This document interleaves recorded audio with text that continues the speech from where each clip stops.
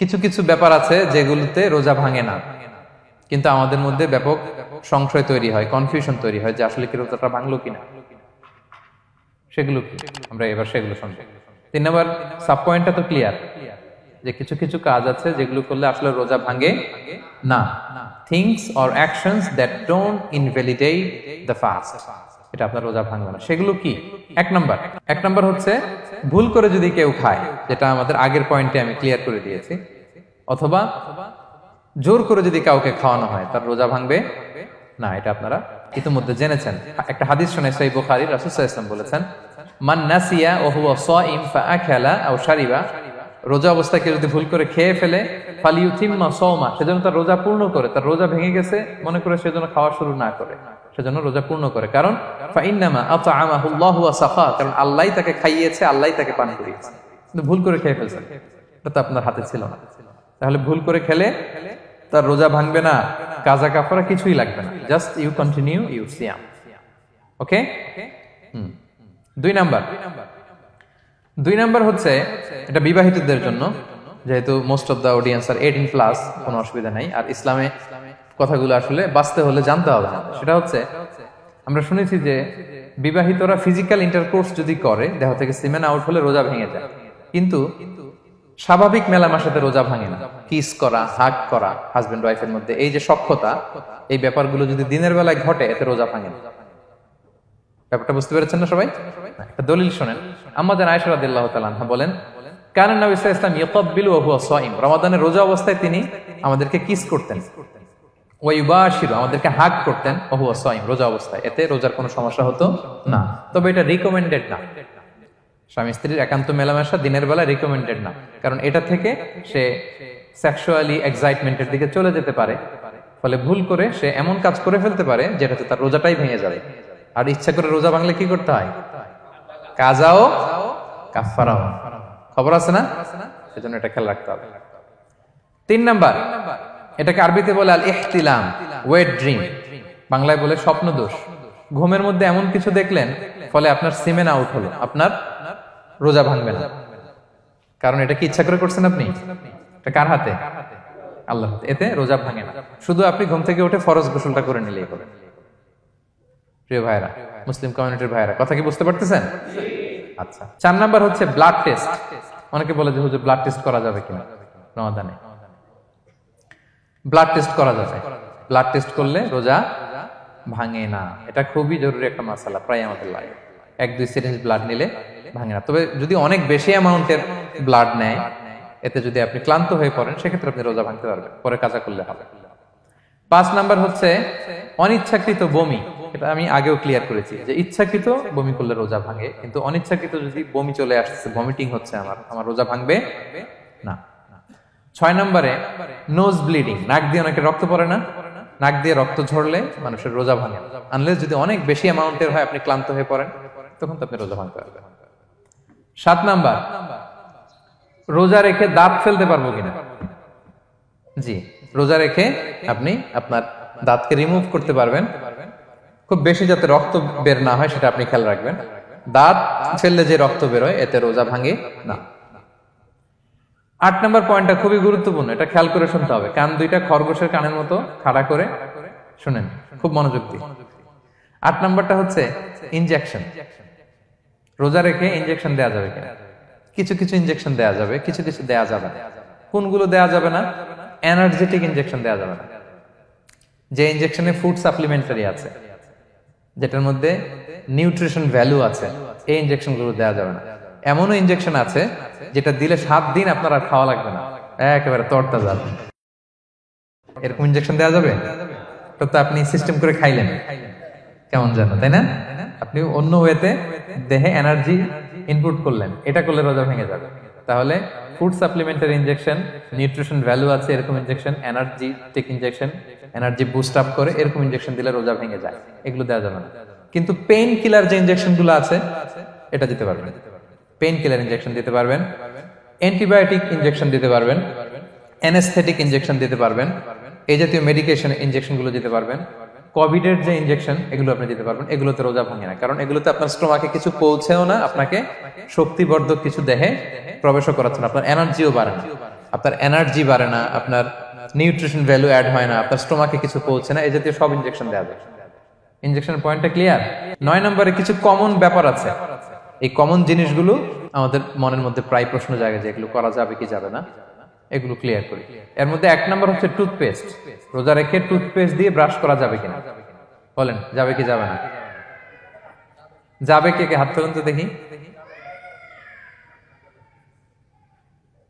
হ্যাঁ, মাত্র 1 জন, 2 জন, 3 জন, 4 জন, 5 জন, 6 জন, দল ভারী হচ্ছে আস্তে আস্তে।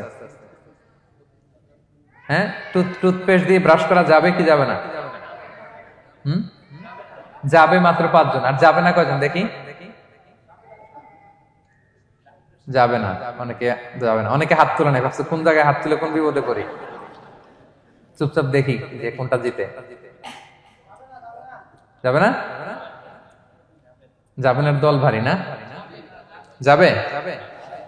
এই সুন্দর বলছে, যাবে, কিন্তু না করাই ভালো।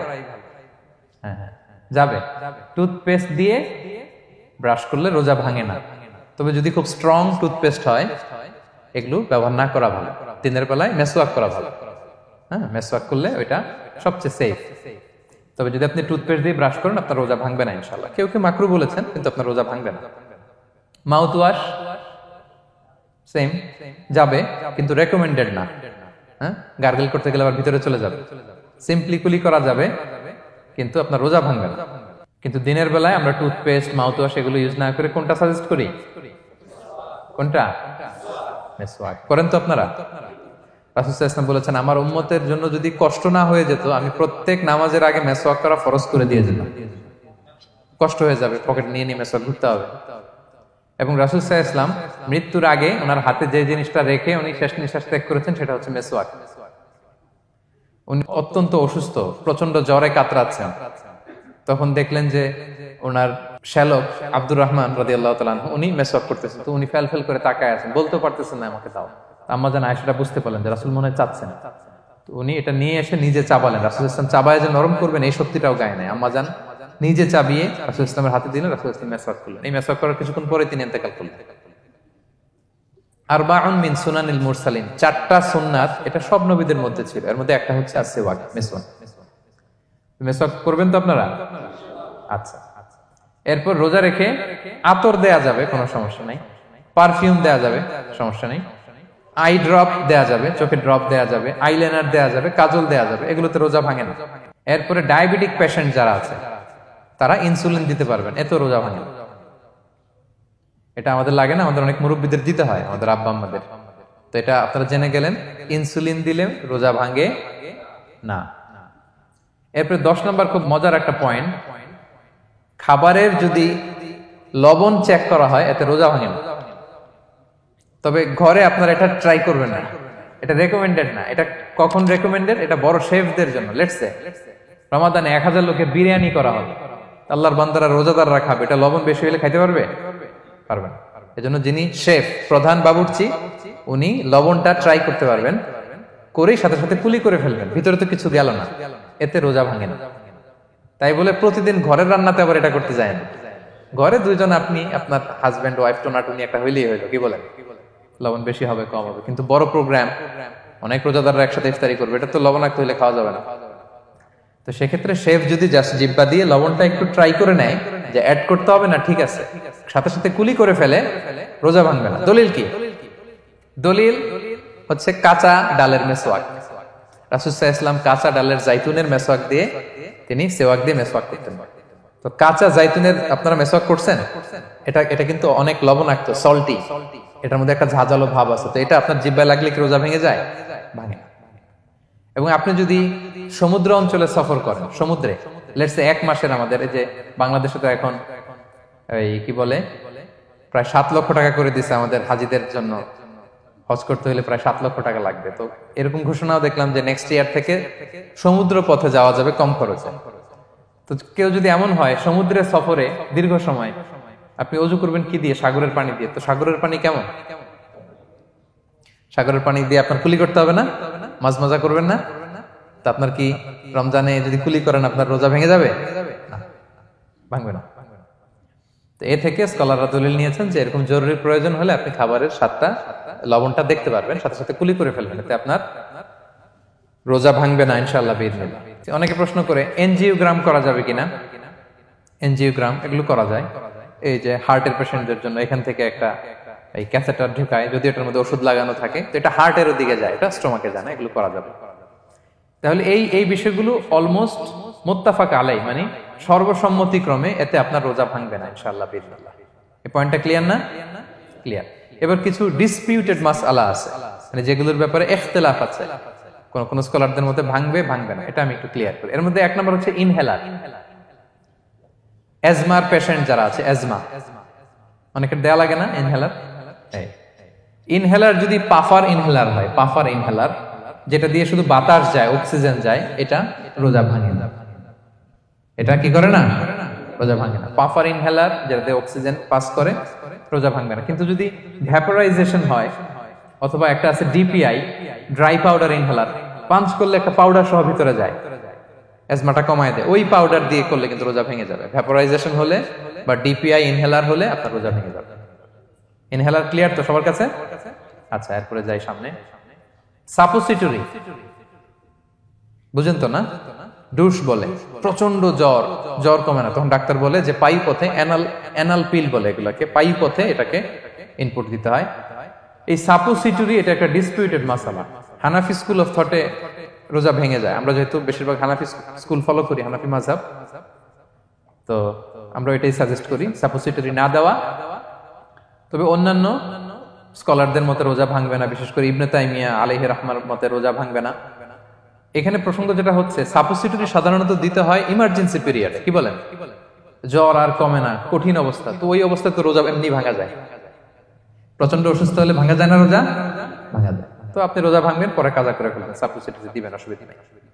আচ্ছা, এয়ার ড্রপ, কানের যে ড্রপ আছে, এটার মডার্ন স্কলারদের মতে, যে ফিক একাডেমি গুলো আছে, এদের মতে রোজা ভাঙবে না, কিন্তু হানাফি স্কলারদের মতে রোজা ভেঙে যাবে। তো আমরা সাজেস্ট করি এটা আপনি না দেন, আগে পরে দেন।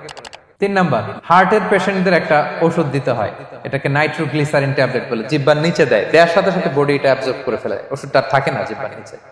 জিহ্বার নিচে এটাকে প্লেস করলে সাথে সাথে এটা বডি অ্যাবজর্ব করে, এখানে আবার পাম্প শুরু হয়ে যায়।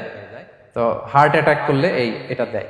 আধুনিক যে ফিক একাডেমি গুলো আছে তাদের মতে রোজা ভাঙবে না, কিন্তু হানাফি স্কুল অফ থটে তাদের মতে যেহেতু সম্ভাবনা আছে কিছু চলে যেতে পারে, যদিও যায় না, হানাফি মাযহাব হচ্ছে খুব ইহতিয়াত অবলম্বন করে, অত্যন্ত বেশি সাবধানতা অবলম্বন করে। কিন্তু মডার্ন ফিক একাডেমি গুলো তাদের মতে হার্ট পেশেন্টদের জন্য নাইট্রোগ্লিসারিন ট্যাবলেট যদি জিহ্বার নিচে রাখেন রোজা ভাঙবে না। হিজামা, কাপিং, হিজামা চিনেন তো? হ্যাঁ, হিজামা করছেন কেউ এখানে? আপনি করছেন, আর কেউ? অনেকে করছে দেখি, মাশাআল্লাহ। এটা এখন অনেক পপুলার হচ্ছে, রাসূল সাল্লাল্লাহু আলাইহি ওয়াসাল্লাম কিন্তু করতেন। এখন দেখবেন যে অনেক বড় বড় সেলিব্রিটিরা, অ্যাথলেটরাও করে। এরকম কাপিং এর টিউব আছে, পিঠে একটু কেটে ওটাকে লাগায় দেয়, আস্তে করে এই রক্তগুলো বের করে ফেলে, ব্যথা ট্যাথা, পেইন টেন এগুলো কমে যায়। এখন কিন্তু এটার অনেক প্রচলন বেড়েছে। হানাফি স্কুল অফ থটে হিজামাতে রোজা ভাঙে না, অন্যান্য স্কুল অফ থটে ভাঙে। তো হিজামা তো ইমার্জেন্সি কিছু না, আমার দিনের বেলায় কেন রমজান মাসে হিজামা করা লাগবে, আমি ইফতারের পরে হিজামা করলাম। আচ্ছা, ব্লাড ডোনেশন করলে রোজা ভাঙবে কিনা, এক ব্যাগ যে রক্ত নেয়, ভাঙবে কিনা? হাম্বালি মাযহাব অনুযায়ী ভেঙে যায়, হানাফি মাযহাব অনুযায়ী ভাঙে না। আমরা হানাফি স্কুল ফলো করি, সো আপনি ব্লাড ডোনেট করতে পারবেন, ভাঙবে না। তবে অনেক ব্লাড ডোনেট করার কারণে যদি আপনি অসুস্থ হয়ে যান, দুর্বল, ওই অসুস্থতার কারণে আপনি ভাঙতে পারবেন। তবে এটা রেকমেন্ডেড, যদি ব্লাডের কারণে মুমূর্ষু রোগীর জীবন যায় অবস্থা, তখন অবশ্যই আপনি ব্লাড ডোনেশন করবেন, যাতে করে একজন মুমূর্ষু রোগী জীবন ফিরে পায়। তো এই পয়েন্টটা তো ক্লিয়ার না সবার? তো এই ছিল সম্মানিত সুধী কিছু মৌলিক বিষয় যেগুলো করলে আমাদের রোজা ভাঙে না।